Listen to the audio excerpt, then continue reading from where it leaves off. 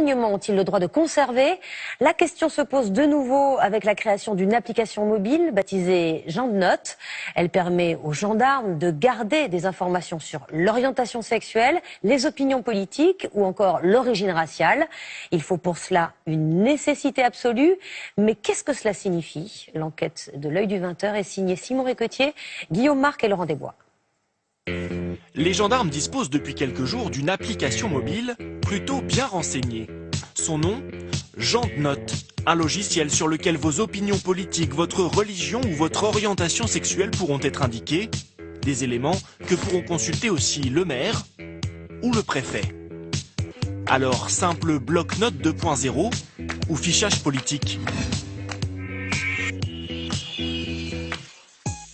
GendNote, c'est une application sur tablette ou smartphone. Les gendarmes pourront y prendre des notes lors des contrôles, y compris des informations par exemple sur l'engagement politique ou la sexualité. Elles seront conservées de 3 mois à 1 an.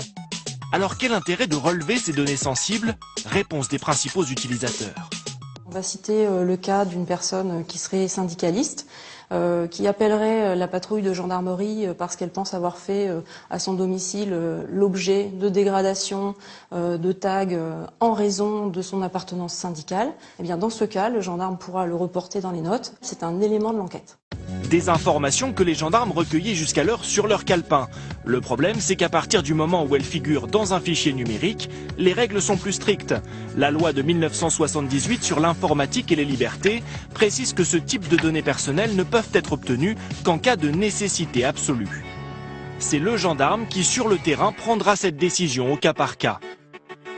Ce qui inquiète cet avocat. À la lecture du décret, les termes d'orientation sexuelle, origine raciale ou religion l'ont fait bondir. C'est vraiment un décret que je qualifierais de liberticide et potentiellement une bombe à retardement par rapport à la conservation et l'utilisation des données personnelles aussi sensibles que celle-là. Autre problème, une fois dans l'application, les données seront visibles par toute la brigade de gendarmerie, le maire de la commune et le préfet, avec pour cette association des risques de dérapage. Avec l'application mobile, évidemment, les gendarmes vont être encore plus poussés à écrire des choses, à laisser des détails dans le feu de l'action, parfois avec aucun recul. Et donc ça augmente considérablement les risques d'erreurs ou d'interprétation farfelues. La CNIL, dont l'avis n'est que consultatif, s'est dite favorable, mais avec des réserves. Elle regrette qu'il ne soit pas fait mention des fichiers interconnectés avec l'application et s'inquiète aussi de l'absence de protection des données par un chiffrement. Des remarques qui n'ont pas été prises en compte par le gouvernement. La Ligue des droits de l'homme envisage déjà de déposer un recours